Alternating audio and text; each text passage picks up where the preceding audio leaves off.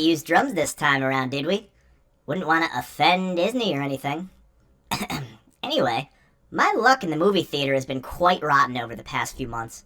It feels like it's just been a long string of meh, and not great, over and over again, mainly consisting of sequels and old IPs. So imagine my lack of excitement when I hear they're releasing a modern-day interpretation to an old beloved Stephen King short known as The Monkey. Expecting yet another film in a long lineup of Annabelle-esque suspense horror, I wasn't particularly thrilled. It wasn't until I saw the movie being described as a horror comedy that my motherboard was piqued. Was this it? Would The Monkey finally break my bad movie theater luck, or would this be all in all just another stinker in the wall? Let's dive into the plot and see. Oh! I do need to touch on one specific plot point for the sake of the story, but I'll refrain from spoiling any specific deaths or how the movie ends. We begin in a dimly lit pawn shop, where a bloodied airline pilot stumbles in, clutching a bizarre and unsettling wind-up toy monkey. If the key on its back is turned, it beats on its drum and plays a little circus tune.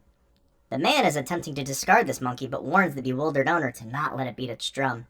In that moment, it begins playing, and a chaotic chain reaction ensues, leading to disaster around him. He should have taken it onto Pawn Stars. Rick probably has a guy that specializes in cursed toy monkeys. Years later, twin brothers Hal and Bill Shelburne, still haunted by their father's disappearance, begin to rummage among his old belongings. It's then that they stumble upon the same toy monkey as before. Curious, they turn its key, but it doesn't beat its drum. Yet. They go about their day, but begin to notice strange and tragic accidents unfolding around them.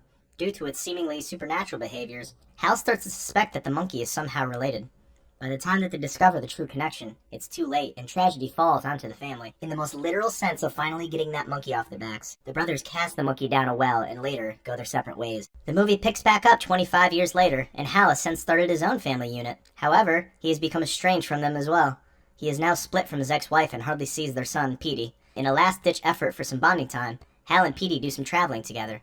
But along the way, Hal notices the reemergence of strange and tragic accidents resulting in him getting back in contact with his brother. Their suspicions over the monkey's connection prompts Hal and Petey to investigate its whereabouts at a now-dead relative's estate sale, which is where they last saw the monkey right before throwing it down the well. Ooh, I love a good bargain. Hey, keep an eye out for some left-handed golf clubs for me, will you? Hal pieces together that the monkey is definitely connected to these happenings around him, but in a strange twist, we learn that Bill is actually in possession of the monkey. He's been continually turning its key and causing these gruesome accidents, hoping that Hal would be one of them, in an attempt to avenge their past family tragedies, which Bill largely blames Hal for. Hal needs to find Bill and the monkey so he can put an end to all these accidents. This is a small town, Bill. We probably have like one plumber, one pizza shop, and maybe one absolute baddie, and you just took them all out instead of doing it the easy way. Through a series of ridiculous events that I will omit, Petey and Hal are able to find Bill's location and infiltrate the building. The three of them clash as Bill attempts to make the monkey perform again, but he is unsuccessful and it is stripped away from him. The brothers talk about their tumultuous past and are able to reconcile their grievances, just before the monkey beats its drum one final time. Which brings us to the end of our story. Before I give my thoughts, I would like to ask you to consider subscribing. As you can see, this is a new channel, and any amount of support will be helpful. More subscribers will translate into higher quality videos, cooler animations, and hopefully some better written jokes. And so now you're wondering, well, which is it? Were you able to break the movie theater curse? And my answer to that is, mostly.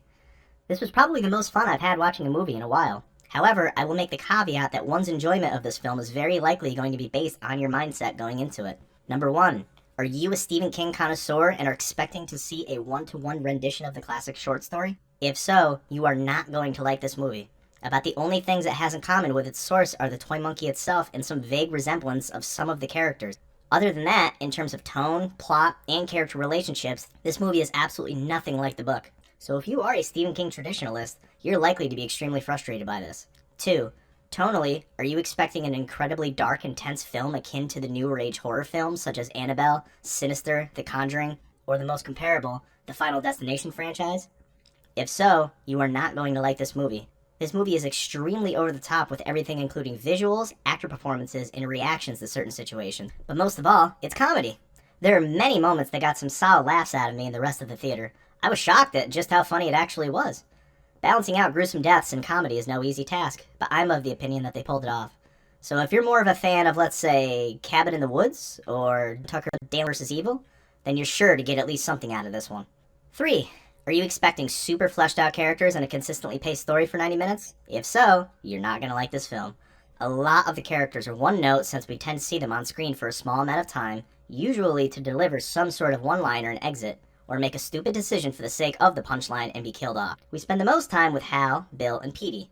Hal's relationship with Petey being the one I was most invested in. Hal has been surrounded by death and trauma his entire life. Deep down, he'd love nothing more than to bond with his son, but tragically can't based out of fear that something bad may happen to him, or that he may pass on any of that baggage, resulting in him putting up a wall between them.